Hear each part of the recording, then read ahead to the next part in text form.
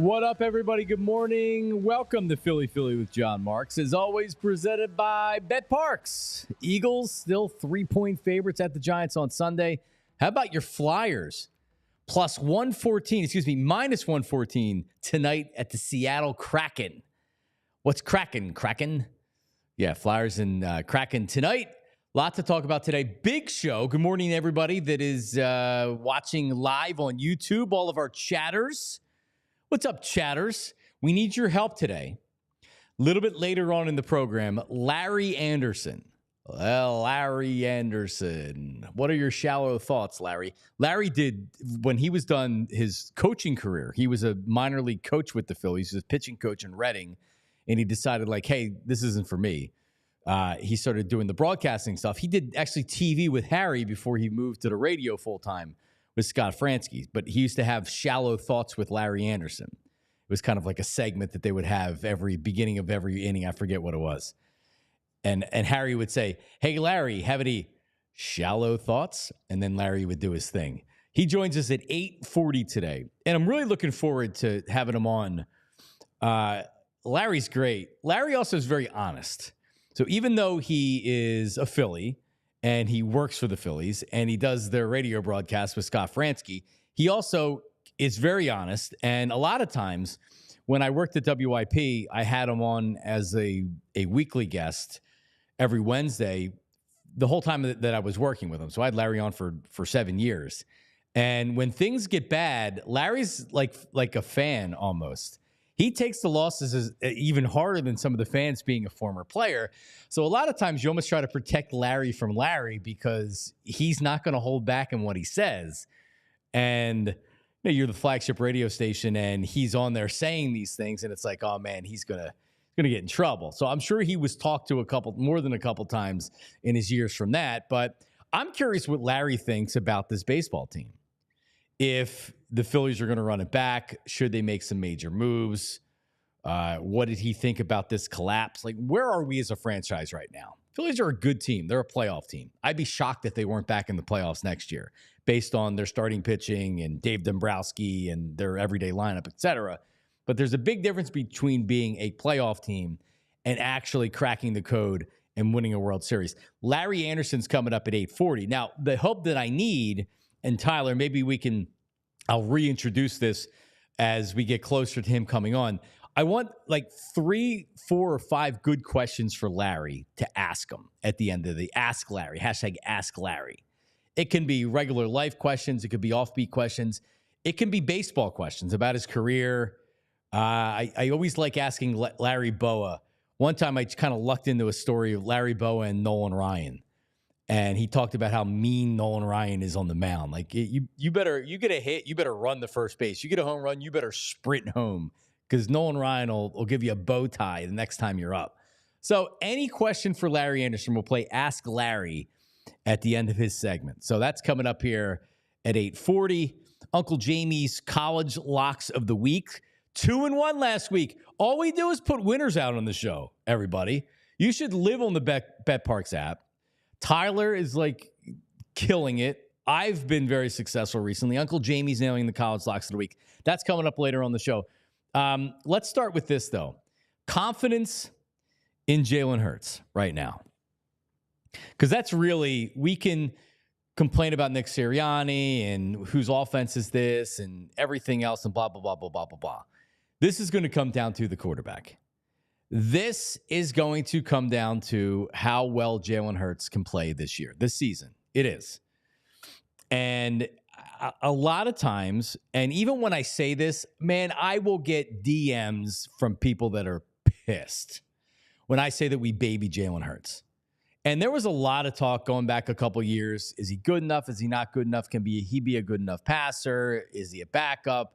Does he run too much and all that stuff? Where there was a really, really, I'm not going to say a good back and forth, but I think there was a legitimate debate on whether or not he was the long-term answer as the Eagles quarterback. And he has proven to be the long-term answer as the Eagles quarterback. But as we step into 2024, coming off of last year's collapse, so far in 5 games, very underwhelming. He's been an average quarterback. You're going back almost not quite a full season if you go from year to year, but a lot of games. They are 4-8 in their last 12 games. Now, we like to use that stat with Nick Sirianni against them, right? Like, oh, fire Nick Sirianni. He's 4-8. Well, Jalen Hurts is also 4-8 too as the quarterback, right? And I feel like that we do a lot of babying of Jalen Hurts. For example, the Browns game. And I thought Jalen played relatively well. He played well in the Browns game. I don't really have any complaints. But a lot of people are acting like, oh, that was a good win. Jalen played really well. Like, okay, what are we talking about? One of the worst teams in the NFL at home, 1 o'clock coming off a bye week. That was one of these games that it should have been 30-something to 12 going into the fourth quarter. But because we have now reduced our expectations for, in my opinion, Jalen Hurts, because it's not this offense. You still have A.J. Brown. You still have Devontae Smith. Now, Dallas Goedert's injured. That's a whole nother story. You still have a good offensive line. Jordan Mailata's injured. That's a whole nother story. Saquon Barkley is a stud, right? And then I'm not exactly sure what this offense is anymore. But, to me, this is a question of Jalen Hurts. And do I think that Jalen Hurts and his performance last week is a positive sign? Yeah, absolutely. Didn't turn the ball over. The formula for winning, for the Eagles winning, is Jalen Hurts not turning the ball over and Jalen Hurts making several splash plays over the course of a game. That could be a deep ball. That could be wiggle out of pressure, roll to the right, make a great play with his arm. That can be a run. But Jalen Hurts needs to make these big plays. Jalen Hurts can't just be a quarterback to be successful. He's not a good enough thrower. He's just not. So the splash plays, the big plays, that's what Jalen did back in 2022 so well. He did get better as a passer. He didn't turn the ball over, right? So the other question with this team is, well, what is this offense? And I've seen a lot of this on social media where they'll come up with the throw chart and they'll give, this is what Kellen Moore did with Dallas. This is what Kellen Moore did with the Chargers. This is what Kellen Moore is doing with the Eagles. I'm reading from Benjamin Solak, who used to do the podcast with Shield. Now he's writing full-time for ESPN. He's really a star, but he's been kind of writing with this kind of stuff here for the last couple years. And he writes, this is not Moore's offense, not even close. This is Hurts's offense. It is a spread gun offense with a complex running game that involves the quarterback. It wins with isolation routes and basic half-field concepts that take advantage of wide formations and the run threat via the run-pass options. It is, in short, the same college offense the Eagles have been running with Hurts for years. The offense is 95% the same, and it's going to run into the same problems it always has, especially if pass protection doesn't stay elite as the Eagles continue to contend with offensive line injuries. So what he's saying is this is the same offense, except it's a little bit different because they're running more motion and it's a different offensive coordinator, it's a different play caller. But it's the same thing. And it is based on the run threat option of the run pass option. So if the run pass option isn't working and isn't a big part of this offense, it's probably not going to work. Well, that's an issue because I don't want my offense being predicated on a run pass option. That's not going to work long term. Your quarterback's never going to stay healthy doing that. The quarterback needs to be a better quarterback. Look at the spread charts. There was another one that I saw online today. He didn't throw it in the middle of the field. He actually wrote, what's the other thing right here, and then we'll move on. But he says the middle of the field targets that were promised would return to this offense, they haven't. 7% of Hurts' pass attempts this season have been delivered between the numbers and between 10 to 20 yards downfield. So think about that. 7% of Hurts' pass attempts, not completion, attempts, are between 10 and 20 yards downfield and between the hashes. So intermediate routes. They're not doing it. Why aren't they doing it? Why are they running the same offense? Why is it this same college, as it was termed right here, college offense that they've been running? That's a rhetorical question that I think the answer is pretty obvious. It's because Jalen Hurts. He's limited. When Jalen Hurts is on, like in 2022, and he was hot and he was confident and he was making plays with his legs and he was making big plays, this offense is dynamic and dangerous. Have we seen that offense since last year? Since week 10, 11 of last year, the Bills game? We haven't. As long as he doesn't turn the ball over, I think the Eagles are going to be pretty good. But for having the dynamic playmakers and the firepower they have on offense, what this has looked like here is not acceptable, and it's not good enough. So overall, I would say my confidence in Jalen Hurts is he's not terrible. He's a good quarterback. Is he a great quarterback? No, he's not. Is this a Super Bowl team? No, it's not. Is this a 10-win team? Yeah. Yeah. Is it going to be an inconsistent team? Could they lose to the Giants on Sunday? Yep, they could. All right, we bring in Tyler Zulli, who's going to have his headlines coming up here in just 1 second. I'll just ask you, before we move on, I know we have Jared McClain went down with a scary injury last night. We'll update you on that coming up here in a second. But confidence in Jalen Hurts right now, where you at? Middle ground, I guess. I think the game against the Browns was probably his best game of the year. I thought it was his crispest game. I thought his throws were a little more dedicated, if you will. I think that he was a little more poised. He was a little more decisive. And we say that all and understand that the Browns are not a good football team.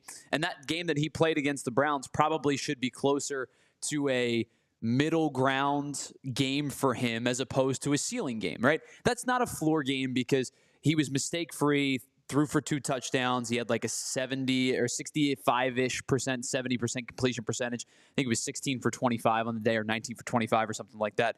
But that should probably be a middle ground game for a quarterback on a team with expectations of, going deep into a playoff run, potentially making a playoff push, whatever the case may be, with the weapons that they utilize. So it's probably middle ground. I also think that you brought up the combination of the offense, like the scheme, the route tree, and things like that. That plays into the factor of this offense as a whole being less than what it should be. The sum of its parts should be an elite level offense. You have a great offensive line. Yes, Jordan Mailata is going to miss some time. Yes, Lane Johnson missed a game or two. Yes, A.J. Brown missed multiple games. Devontae Smith missed games. But the sum of the parts of this offense should be a legitimate, probably close to what could be a dynamic juggernaut type offense.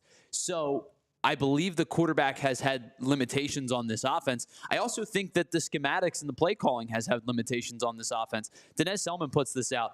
One of the things that we've brought up for years, they're 29th this year in motion. I know Lane Johnson talked about, getting the ball out quicker into the snap count, like not letting the snap count bleed as much as they do. But I think a part of that, if you are going to let the snap count bleed, you've got to be showing different looks. You have to have motion at the line. They did it a little bit better against the Browns. They got Devontae Smith out in a couple of orbit motions. I think Jahan Dotson was in motion a couple of times. But their motion rate is bad, right? They don't throw to the middle of the field, right? You see the route tree with A.J. Brown. A.J. Brown was great despite the fact that he was limited to outside routes the entirety of the game. So I think it's a combination of everything as to why this offense has floundered at times this year. But to answer your question in a simple form, my confidence in Jalen Hurts is middle ground. Middle ground, yeah, me too.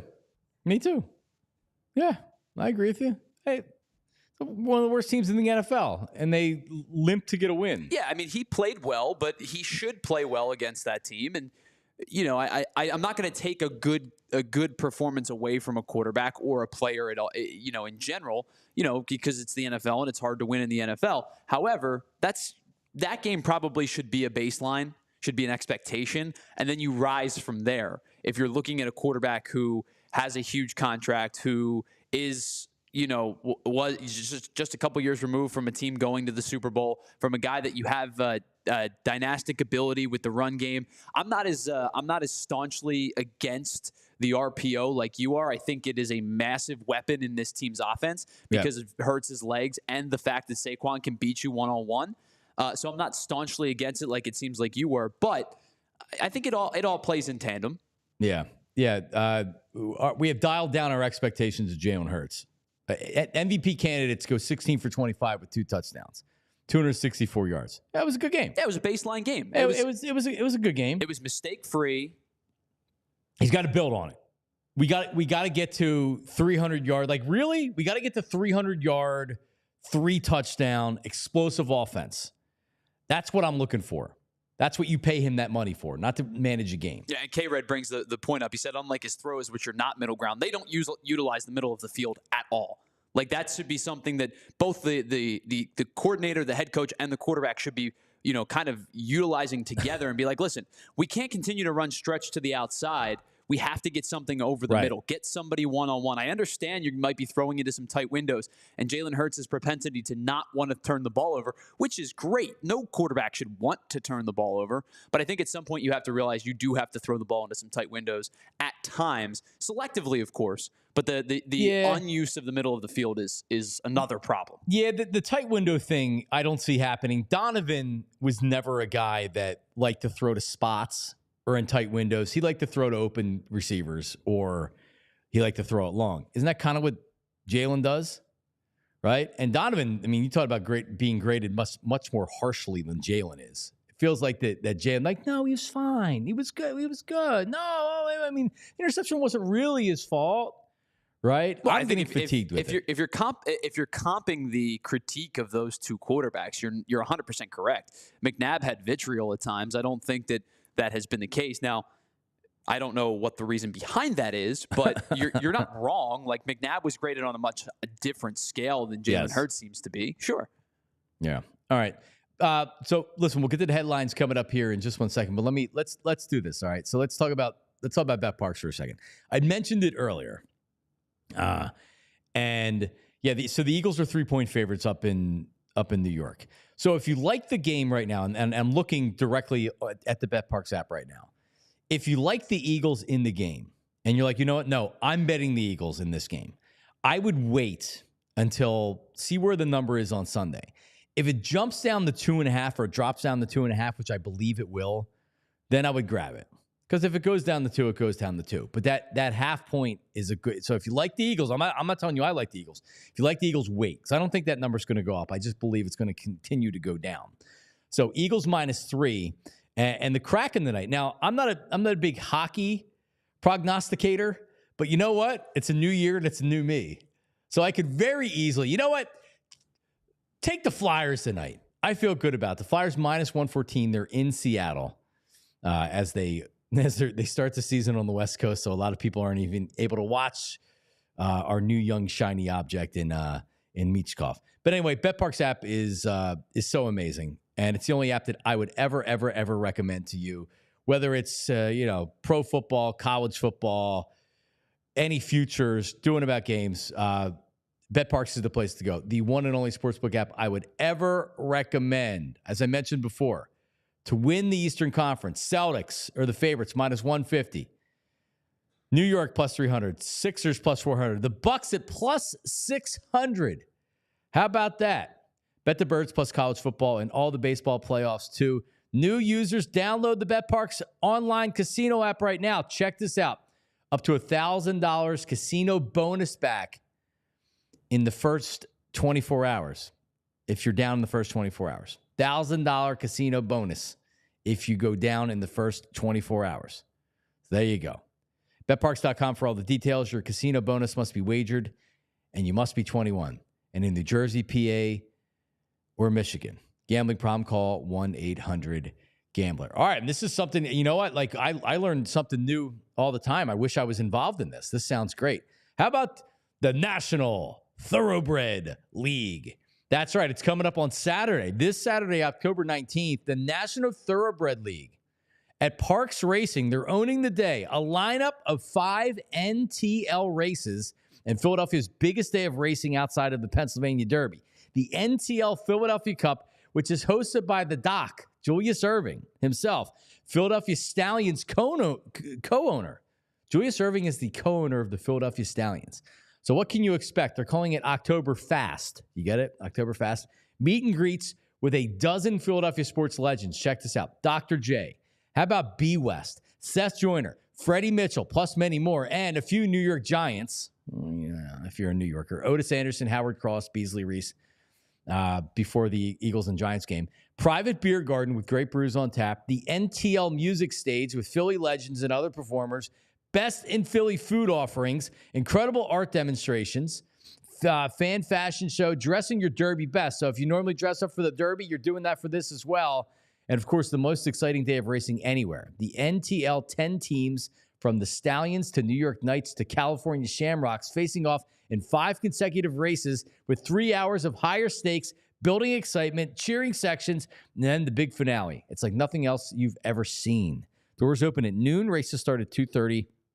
Parks is partnering with NTL to give diehards, and we're partnering with the NTL to give diehards exclusive access to this event. Show your email subscription at the gate for free admission. So you'll save. Free admission at the gate. For more information, ntl.racing. ntl.racing. There you go. Tyler Zulli, I know they had. I feel like I got to go check it out. I live in Ben Salem. It's right around the corner from me. I probably should go say hi to some people. Yeah, you absolutely should. Yeah, go. I mean, listen, I didn't know there was a Philadelphia team in racing. And Dr. J owns it. It's Philadelphia Stallions. Go figure. You learn something new every day. All right, we got headlines with Tyler Zulli. Tyler, good morning. We do. Good morning as well to you. I know we talked a little bit about Lane Johnson. We'll hear from him in a little bit. But before we do that, I just want to let you know that our headlines are brought to you by the Glatt Hair Restoration Team. And they wanted to let you know that bald is now optional. And if you want to improve how you look and how you feel about yourself, Glatt Hair is the right treatment for you. They're going to help you regain your confidence. So visit GlattHairMCTR.com or call 610-980-4000 to get started. Let's start with preseason. Everybody hates preseason sports, but everybody tunes into preseason sports. And apparently the Sixers can't have things go their way because another preseason game and another Sixers injury. Sixers win 117-95 in the preseason game over the Brooklyn Nets. But the larger concerning part of this is an injury, and a pretty scary injury, to Sixers rookie Jared McCain. He took a pretty bad tumble yesterday. He was obviously removed from the game for precautionary measures. After the game, our PHLY Sixers crew, Derek Bodner and Kyle Neubeck, caught up with, not caught up with, but it was in the press conference. He was asked about Jared McCain, and he was asked if he had a chance to talk to him. Here's Sixers head coach Nick Nurse after the game yesterday. No, it was rough. Got the report. He's going to the hospital to get checked out. Obviously was having some trouble breathing there. I thought maybe got the wind knocked out of him, but not sure what was going on there, but never quite seen one like that before. So let's hope he's okay and we'll see what the report. Yeah, the scary part was he mentioned he was having trouble breathing. Now that may be, I don't know. I'm not a doctor. I haven't checked in on him. Hopefully that has subsided. But he was obviously removed from the game and taken to the hospital for precautionary measures. So Jared McCain injured in the preseason game yesterday against the Brooklyn Nets. Yeah, so he went up to try to get a rebound and awkwardly fell directly on his back. He was between two net players and he fell directly on his back. And like Nick Nurse had said right there, your initial thought is when you're having trouble breathing, it's like, all right, he really got the wind knocked out of him. He just went down on the hardwood floor right on his back. But then when it doesn't get any better, then you're worried about, all right, did something happen with an organ or a lung? Or remember CJGJ when he ruptured his spleen and he took a hard hit, and it's like, that doesn't look right. He looks like he's really, really in abnormal pain from what happened. And it was an organ. So you got to take him to get checked out. It doesn't seem like there's anything crazy that happened. Yeah, obviously, which is good. We'll keep you up to date on any notifications or any updates that we get. But as of right now, that was the last that we heard was Nick Nurse, and Jeff Doughton talked about it as well after the game, gave his thoughts and well wishes and things like that. So I think we also will give our well wishes to Jared McCain, like you said. Hopefully nothing scarier or more worrisome comes out of it, but he was removed from the game for precautionary reasons. Let's go to, as you mentioned, the Flyers. Tonight, this West Coast trip that's only 4 games old, but it feels like it's never going to end because the games end at 1 o'clock in the morning. The 1-1-1 Flyers head to Seattle to take on the Kraken. Kraken have had a weird 4 games so far. So they're 2-2. In their 2 wins, they have scored 12 goals. In their 2 losses, they have scored 2 goals. They've been shut out and lost scoring 2 in their second loss. So this is the no-duh statement of the day. But, John, if you hold the Kraken to under 6 goals per game, I think you might have them where you want them. Oh, man. the Kraken. We'll see what happens. I've been DVRing these Flyers games, and I've been catching up, and I've been watching the morning Comcast show to kind of get the goals and Tortorella. See, like, the good thing that from my perspective from the Flyers is Tortorella is feisty.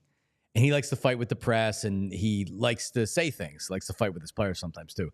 So we have that part of the equation to where it's like, all right, we got a coach that is a pain in the butt and will give us stuff to talk about. Now we just need some players to play, man. Well, we got them. The good news for for Flyers fans who are rightfully so complain about the West Coast trip. The West Coast trips stink every year. The Flyers do not leave after they return home after tonight's game. They do not leave the Eastern time zone again until November 27th when they go to Nashville. They'll have a ton of home games, obviously, but their road games include a couple of games in Florida with the Lightning and the Panthers. They go to Canada just once. They go to Boston. They go to Carolina and Washington in there as well. So it'll be relatively normal start times for the foreseeable future for Flyers fans who will get an opportunity to be kind of up and down the East Coast for the better part of the next month.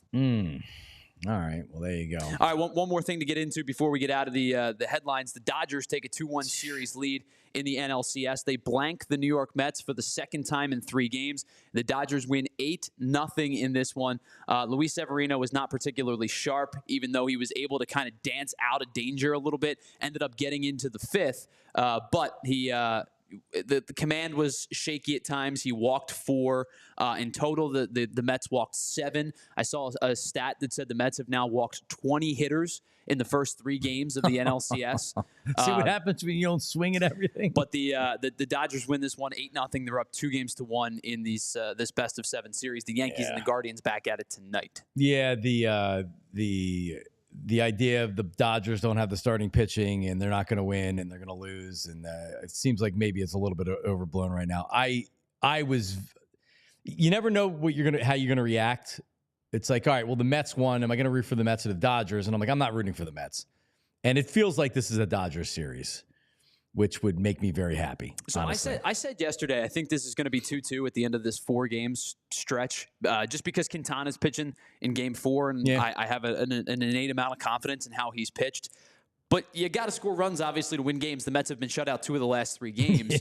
And the Dodgers pitching, which was much maligned for a bulk of the season, a rash of injuries and guys struggling with return to form. Yamamoto hadn't thrown much since returning, and they lost Glasnow for a bulk of the year. And the young core that they've had over the couple of years, like the Bobby Millers and the Emmett Sheehan's and the Tony Gonsolins and the Dustin Mays, have all suffered pretty significant elbow injuries over the last 3 seasons. Clayton Kershaw never really returned. We talked about their pitching staff being kind of banged up and crummy. Their pitching has been really awesome in the postseason. Yep, it has. Yep. I mean, I probably said it 5 times, Dodgers aren't winning anything with this starting pitching. It was their weakness. Everybody was saying the same thing until they actually start pitching well. All right. Well, thank you, Tyler. And, of course, headline's always sponsored by Glatt Hair Restoration. I was over there yesterday. Check out my Instagram story. I was getting the TED procedure done. I'll tell you more about that coming up here in a little bit. But shout out to all the good people at Glatt Hair Restoration. Glatt Hair, what is it? I don't even have it right here. Anyway. MCTR.com. There you go. There we go. See, it's a new website from what I've been saying for over a decade, so it doesn't have the muscle memory to remember. You ever hear a commercial so many times that the number gets burned into your brain? Of course. That's where I'm at now, reading this every day. 610-980-4000. I'll never forget that number. Right. Oh, yeah, for sure. There's numbers that... See, Tyler, when I was young, you would have to call the landline of your friend. Yes. Or a girl? I had to do that. You did? Yeah. I mean, younger. You had landlines? Not until, like, once we got into, like, our teenage years, cell phones came about. But, like, when I was a kid, I used to call my friends. Do you remember your friend's landline's phone number? No. Yeah, see, I remember all of my best friends. I'll say my three longest friends that I had from the youngest age. I remember all of their landlines. Yeah, the only number that I could tell you landline wise, my mom's house, because it's been the same number since I was a kid, and my grandparents' old house before they sold their house. That's it. That's the only 2 landline numbers I could give you. I remember my both grandmothers' phone numbers. It's ingrained in your head. Like, you'll never forget it. I'll never forget those numbers. Anyway, I hardly even remember people's cell phones, to be fair.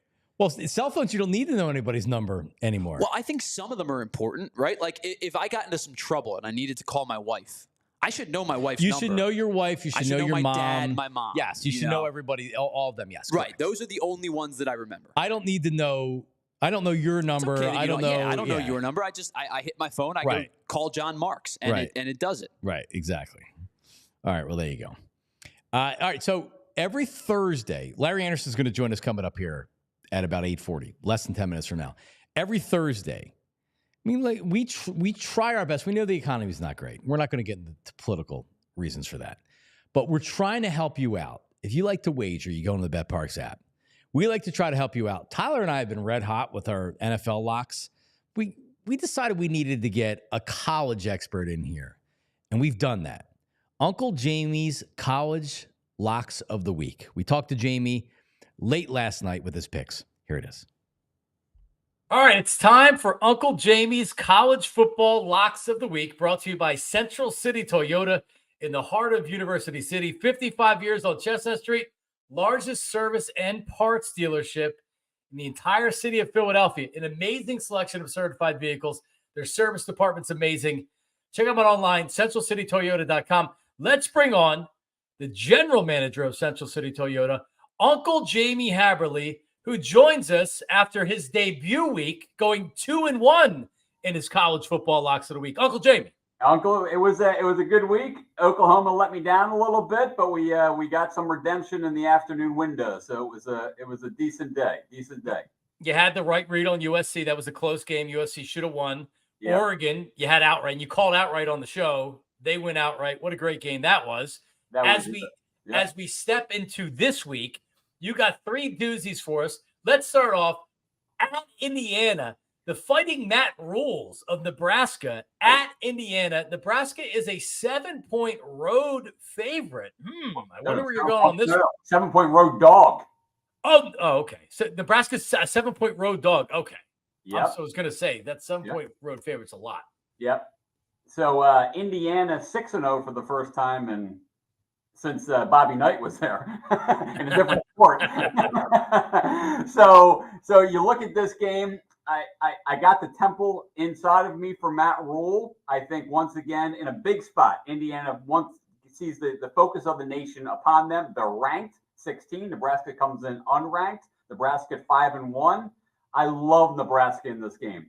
Their quarterback, true freshman, Raiola, quarterback threat, dual threat. The kid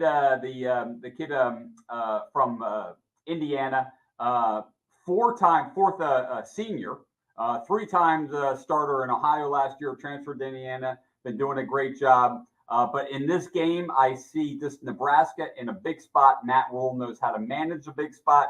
I think Nebraska covers easily in this game and probably wins outright. A possible outright, but definitely take Nebraska +7 at Indiana. That's going to be a big game for Indiana. Like you had said, you don't necessarily think big football games when it comes to the University of Indiana, but this will be a good one. Big Ten action. All right, Alabama. They're on the road at Tennessee. My buddy Justin in Tennessee is all juiced up for this game. However, Alabama enters as the favorite. 2.5-point favorite at Tennessee. What do you think about this game? So the odds makers are telling you something here that they feel Alabama's going to break out, that the Kalen DeBoer hype that he's no Nick Saban, the dynasty's over Tuscaloosa. Listen to the SEC fans crying about Alabama. Josh Heupel in a big spot against Alabama, even though he's beaten them when Saban was there. I love Jalen Milroe in this game. I am not a believer in the Tennessee quarterback, DJ Imalama. He's young against Alabama on a nationally televised big game. I love Alabama in this game all night long. Alabama. I see Alabama by the score and multiple scores. They win this game. Oh, so this is an easy Alabama minus Easy 2.5. Alabama victory. I don't see Tennessee. I see Tennessee coughing this one up. All Go right. Alabama. Finally, and this is the big one. Now, you went against Texas last week, Uncle Jamie, and that was by early in the second half, the game was over. Yeah. Texas in Austin, minus 3.5 points over Georgia. Interesting line. Texas is the top ranked team in all the nation, but to me, that looks like a little bit of a light line. Some uncertainty whether Texas actually wins this game. How do you handicap it? Yeah, so I think you and I talked a little bit before. I think in this game, the odds makers have no idea how to handicap this game because they don't really believe in Georgia. When you watch Georgia starting slow all season long, Carson Beck does not look great other than the second half against Alabama. Then you look at Texas. Do they really believe in Steve Sarkisian in a national big-time #1 game? I think the line tells you something here. And I think Kirby Smart in a big spot going into Austin. I think Georgia wins this game. I'm going to pick against Texas again. I'm going to say Texas take Georgia outright, certainly with the points. Wow, Georgia plus 3.5. I would tend to agree with you just based on the line. If that was an odds maker, if that was the Texas line, they're at least favored by 6. Without question. 5-6. That is, I would actually stay away from this game. I know you're betting the big games because that's what Uncle Jamie does. Yeah. But I would stay away from this game because I honestly don't know. I don't know the Texas that's going to show up. I don't know if Sarkisian's going to blow it in a big spot. You know, Georgia's been there many times. The nation's eyes will be upon him. Ken Sarkisian, does he take that next step? Does he take that step to be the #1 team in the country going into the college playoff, winning the SEC championship and taking that next step? I'm telling you, you got to, as Nick Saban always says about Georgia, you want to be the champ, you got to knock off the champ. Right now, Georgia's the champ. That's very true. Central City Toyota in the heart of University City. So if you live in the city, of course, you should go to Central City Toyota. If you're working in the city, you can drop your car off to get serviced, and then you take the shuttle into the office. Also, by an appointment basis only, they will pick up your car and deliver your car. You get it serviced. So you go to work, they come pick your car up, they service your car, they drop it back off. It's like you didn't even know what happened. I actually had that done many times when I was working in the city. So, Uncle Jamie, listen, just go to centralcitytoyota.com or just drop in right there on Chestnut Street in the or in the heart of University City. Just ask for Uncle Jamie. Say, hey, where's Uncle Jamie? I need something. You cost me money. Yes, especially if it's Beth Blues. Show up and demand a rebate. Demand your winnings back. I don't know if this is going to work if you're giving away free oil changes because your picks stink. Go the other way. You're right. All right. Well, Jamie, good luck. We'll talk to you again next week. Uncle Jamie's college football locks of the week. You have them for the week. Good luck, and we'll talk to you next week. All right, there he is, Uncle Jamie. Yep.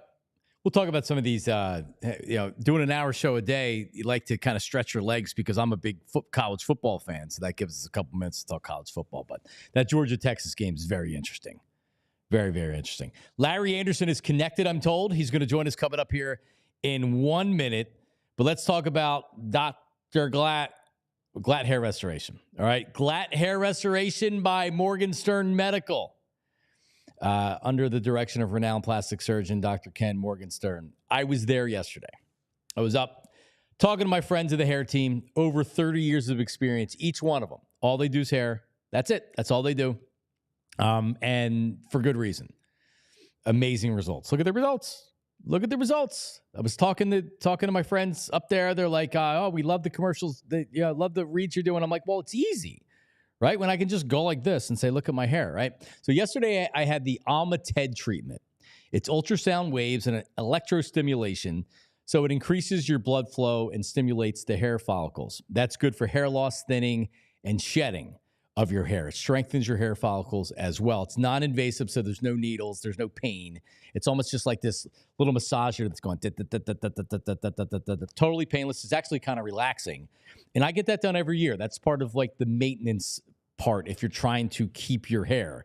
And when you look at before and after pictures, like I had before and after pictures done yesterday, really what you're looking for is that you're not losing more hair. If you look the same that you looked last year, which I did, then you're winning, right? If you're starting to lose more hair, it's like, all right, we gotta step it up a little bit here. But the advanced treatments that they have, the technology that they have, there's something new that's on the market, and they're the only ones doing it right now. And I'll tell you about that coming up here in the next couple of weeks. Is amazing. It's amazing. So if you thought about contacting Glad Hair and you're in whatever stage of hair loss, give them a call. One-on-one consultation. It's complimentary. They'll take a look and say, hey, here's what I think we should do. What's the best course of treatment for you? Figure it out. Give them a call. They'll help you. 610-980-4000. 610-980-4000 or gladhairmctr.com. Let's talk about Rugged Road for a second. Rough, rugged, and road. That's right. If you're an outdoorsman, an adventurer, not like me, because I'm not, but I like to tailgate, like to go to the games, right? You need a awesome heavy-duty cooler. Well, that's Rugged Road. Dedicated to creating innovative and durable outdoor gear for adventurers who demand the best. Their products are designed with the highest quality materials and craftsmanship, ensuring they perform in the toughest conditions. So if you're on water, maybe you're going fishing, camping, whatever, Rugged Road is built to accompany you on every adventure. If it's a tailgating thing, and it's as simple as I got to take you from the trunk and slam you on the ground because I have 3 cases of beer in there, it can handle it. And it's also very light. So it's heavy duty, but it doesn't weigh a ton. I'm telling you, these coolers are amazing. And they'll keep your contents cool for up to 7 days, but sometimes even longer than that, right? So fishing, tubing, camping, tailgating, these coolers are designed to meet the needs of every outdoor or sports enthusiast.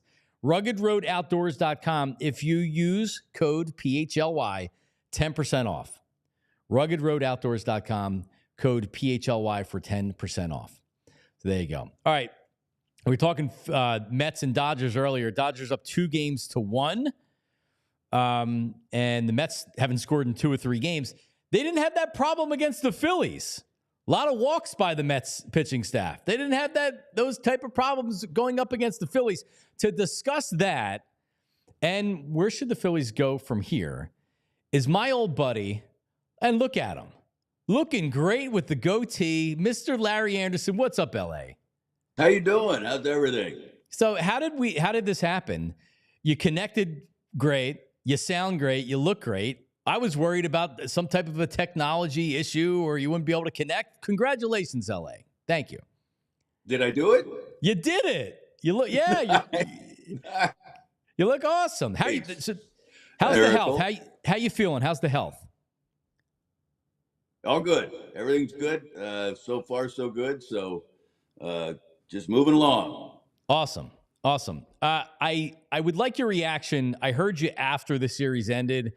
Now that it's been a week and we've had time to be like, all right, they lost, it's over, and you're kind of looking ahead. Just what's your overall reaction to the way the season ended and where we are today? Well, obviously didn't end well the last couple of years. And I think, talking yesterday on a show or a different show, the show. But work on that show. Yeah.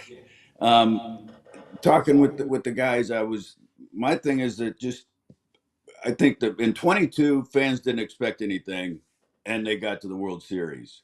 Then last year they expected the Phils to win the World Series. They came up a little shorter.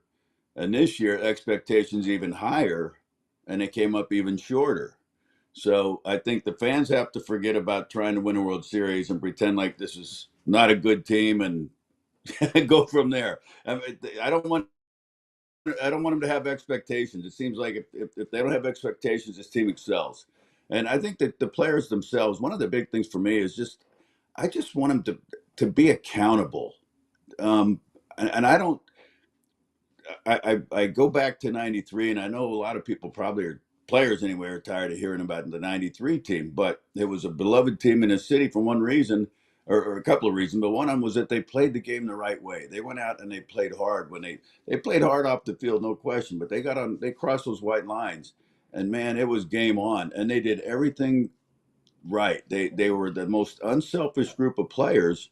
If you had a leadoff double, that next hitter, I don't care if it was Dalton hitting fourth or Hollins or Crucky or who, they were trying to hit a ball, drive a ball to the right side to get that runner to third with less than 2 outs. That was their number one goal.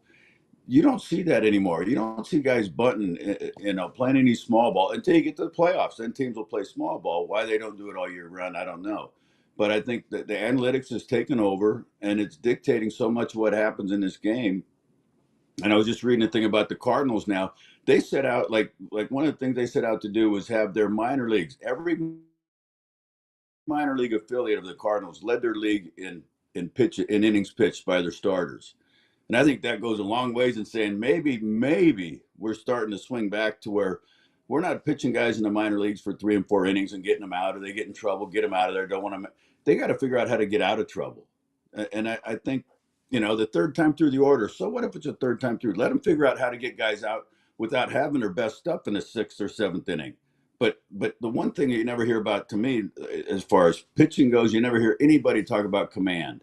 All you hear about is spin rate, shaping pitches, and velocity and movement. Nobody talks about command. Well, Crucky and I talked this year about it a number of times, but the one thing was Schilling. That Crucky asked him one time, he said, what is it that, you get behind and you're in a tough spot? What do you do? He goes, I always got that down and away pitch in my back pocket. He could command that 8 out of 10 pitches. Nowadays, you get a guy, and guys throw a lot harder, but they have very little clue where it's going. And you get a guy throwing above 95. Very few of those guys could throw a fastball down and away to a right-hander to a right-hander, or lefty to a lefty. Very few of those guys could throw a fastball down and away 5 out of 10 times for a strike. Why is that? Why? How come it's not 7 out of 10 or 8 out of 10? You have to have one pitch you can go to. And I think that's from the pitching standpoint. From the offensive standpoint, what are the Dodgers doing? Their first game, I think they swung at 6 pitches out of the zone against Senga. We swung at 18. Both times it was with roughly the same number of pitches and hitters. So it's like the chase rate. I don't know how. We've got a team built on slugging. Like we need guys to think about just making contact, putting the bat on the ball in crucial situations. And not chasing pitches. I mean, going up to the plate and having an idea of what you want to do. I think it starts there. And I don't blame the coaches. I don't think I should, because the players at this level should have a pretty good idea how to play the game. And it's just not seeing it. Yeah, I heard Rob Thompson talking about in his end of the season press conference about hitting tall fields. They became very pull happy and relying on. Let's face it, if this team's hitting home runs, LA, they're probably winning games. That's how they score their runs. Yeah. When they're not doing that, and it gets colder in October, and it's not as easy to hit home runs, and you're facing better pitchers and better bullpens, when you're not using the entire field and you're one-dimensional in how you score runs, look what happened with the Phillies. The one game they beat the Mets, what did they do? They had back-to-back home runs to get it started with Harper and with Castellanos. The other games, they struggled to score runs. So it leads me into the next question. Is the construction of this team, can you win with it? And would you do some tinkering? I think for the most part, this core is set in the veteran guys that you have. However, can you come back with the same offensive roster? Can you run this back next year? Would it be wise to run it back next year with the same team? Or do you need to make a move or two to change some things up? To me, what's the definition of insanity is doing the same thing over and over and expect different results. I think there has to be some tinkering of some sort. They've got to mix it up. How you do that, I don't know. I mean, the salary or the payroll is extremely high right now. So I think, to me, it's unrealistic to think about bringing a Soto in or somebody like that. But there's a lot of guys out there that can put the bat on the ball, that use the whole field. That, like as you said, this team's built for home runs. And when you got a team built for home runs, you can expect big time highs and bad time lows, because if it's all about home runs and it gets streaky, you can things kind of become streaks in a sense of where you got a bunch of guys hitting home runs, everybody's happy, everything's going well, and then when you stop hitting and you start chasing and everybody's trying to hit home runs, including Johan Rojas, like then you have major slumps. And I mean, it's something you look at, you go, how do we get out of this? Well, I mean, I think one of the things is going to the plate with an idea, with what you want to do. And to me, it should start with just let's put the bat on the ball. I mean, we think about, I know it sounds so simple and so stupidly easy, but think about going back to playing pepper. You choke up on a bat and you just hit one hoppers back to the guy throwing it, the pepper. It's bat control. I don't see that with this. And the guys that throw harder, you can't swing harder. I mean, they're supplying the power, but think about putting the bat on the ball. And I know I go back to Rojas, I've said it a couple of times, but like him, he's down at the bottom of the bat, down at the knob. I'm like, what's wrong with choking up an inch or two to have better bat control with any of them or all of them? The guy that has the most home runs in baseball, he might have had a little help, but I'm not so sure he needed it, was Barry Bonds. Never saw him down on the knob. He was always choked up on the bat. And every time he made contact, whether he popped it up, he rarely hit ground balls, but every time he made contact, it was near the barrel. I mean, right close to the barrel. You didn't see him hardly ever get jammed or hit balls off the end of the bat. And that to me is just a testament. Like, he had great bat control to go along with his other abilities, but just the bat control, somehow we got to get to that. And I don't know, to me, bring in some guys that hit for a consistent average, and they don't have to be superstars, but guys that can just, put the bat on the ball, that can use the whole field. I think that would help. But as you said, the core of this team is built in. I mean, and there's a lot of guys that are sluggers. But one of the things that just surprised me is Trey Turner's average. Like, not as much as he chased and as much as he, went out of the zone. He just, and I know he got hurt there, and that set him back, but and missing that time. But I'm pretty sure K Long emphasized let's use the whole field, but telling guys to do it and them executing it are obviously two vastly different things.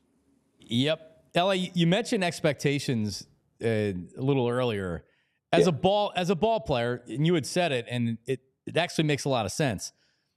The Eagles won the Super Bowl in 2017. No one expected it. It was kind of the first year where like maybe you expected playoffs. No one expected them to win a Super Bowl. Those expectations are real.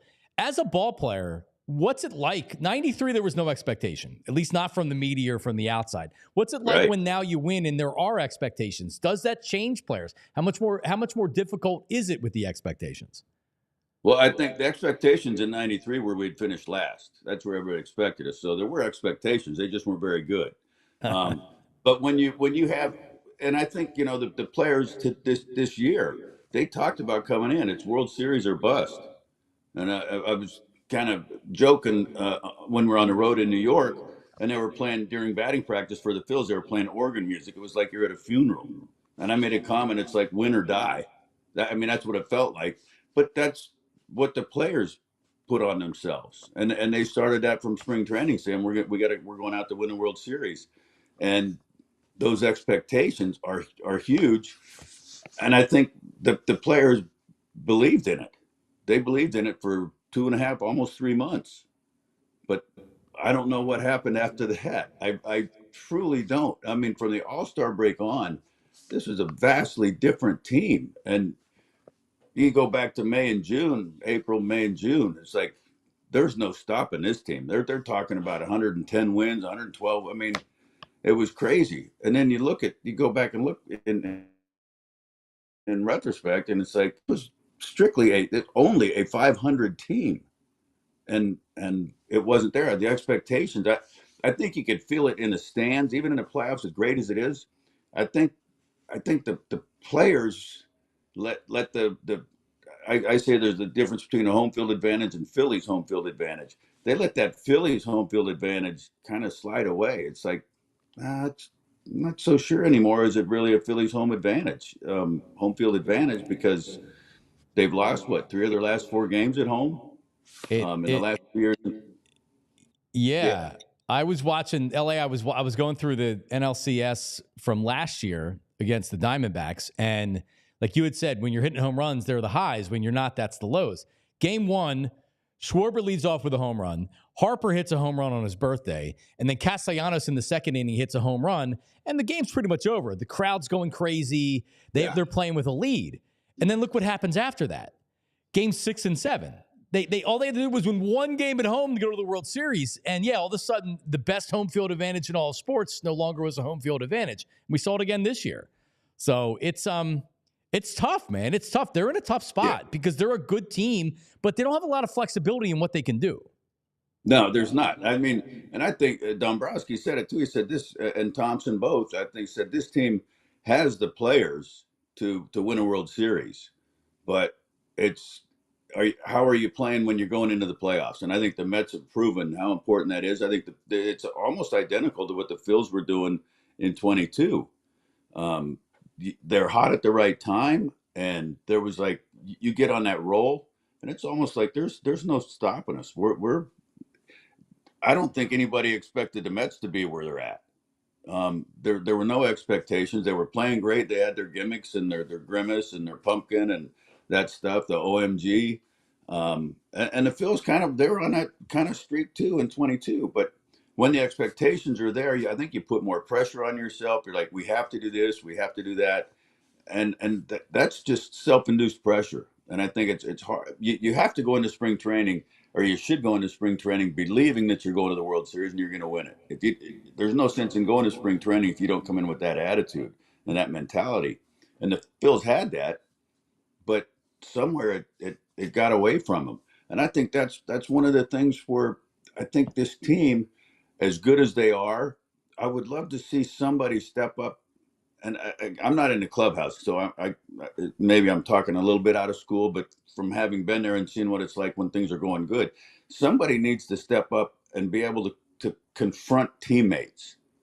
A la Darren Dalton. When guys aren't running balls out, when guys are hitting pop up and stand there watching it, or guys are making silly plays, you're making dumb mistakes, where's the player that goes to that player and says, hey, we can't be doing that? Where's the player that says, hey, you got to run that ball out, man? Why does it always have to be the manager or the coaches? And that's, I go back and say how in 93, Fergosi, to me, had one of the easiest managerial jobs that anybody's ever had, because that group of players policed themselves. And you could watch it. You could be in a clubhouse. I watched guys get in each other's face and not coming to blows or anything, but standing up and going, this is a team game. Stop with this individual stuff. And I won't go into details, but it happened. And we played as a team. That was what we did, and very unselfish. And I don't see anybody going to, whether it's Schwarber going to Harper or Harper going to Castellanos or vice versa or whoever. And I'm just throwing those names out there. I'm not picking on them specifically, but somebody's got to be able to step up and go, we can't do this. We can't, we have to play every out like it's our last out. And I didn't see that. And I felt towards the end, I felt the players, and even my wife, Christy's like, she's like, I don't see it. I don't see it when I watch them. I don't see the fire that they've had before. And I, for me personally, I couldn't disagree with her. And also I think it was, I think the way things were going by the time they got to go to the playoffs, I think everybody was kind of questioning this team. All of a sudden it was like, what happened to this team that's going to win the World Series? Are they even going to get there? And obviously they didn't. It just, something kind of came apart, and I don't know what it was. Everybody, LA, I think everybody felt it. And shout out to the diehards out there. Thank you very much, diehards. I think everybody felt it. Yes. I stopped talking about it because I wasn't gonna will the Mets into beating the Phillies at all. But we saw it in 2022. The Phillies were the hot team. We saw it in 2023. The Diamondbacks were the hot team. it was clear that the Mets were the hot Yep. team this year, and you had to be worried about that series. You know what, but Larry, to me, the team felt the pressure. They did. They felt the pressure coming in. They knew what everybody was saying. They knew where the Mets were the hot team. The Mets were playing with house money. They got the OMG thing and everything else. Like, what did they care? If the Phillies beat them, they weren't favored to win the series. They already had a successful season. The Phillies don't have a successful season unless they get back to the World Series, period. And that's the way they played. You had said it. It's honestly, I hadn't even thought about it. The expectations of the Phillies now every year is going to be World Series or bust. Yep. You can't go to the World Series and lose and then not get back and win a World Series. That has to be the expectations. And that's tough, man. That's a tough way to live. It is. It becomes at some point self-induced pressure that you put on yourself. It's obviously self-induced. It speaks for itself. But it's tough to do that. It's tough to play that way. It's tough to relax and not be squeezing that bat handle or choking that baseball so tight. And we kind of saw that happen. But I think you have to go in there with those expectations. I think the fans are going to be a little more reserved at this point, from what we've seen the last few years, because of what's happened the last two playoffs. And you don't blame them, but you just kind of go, well, we got to get back on track and prove to these fans that we can get back there with this payroll. Again, going back to that, you have to expect that this team should go to the World Series every year with the kind of money that they're paying these guys. And it's up to the guys to prove that they deserve it, or that they already.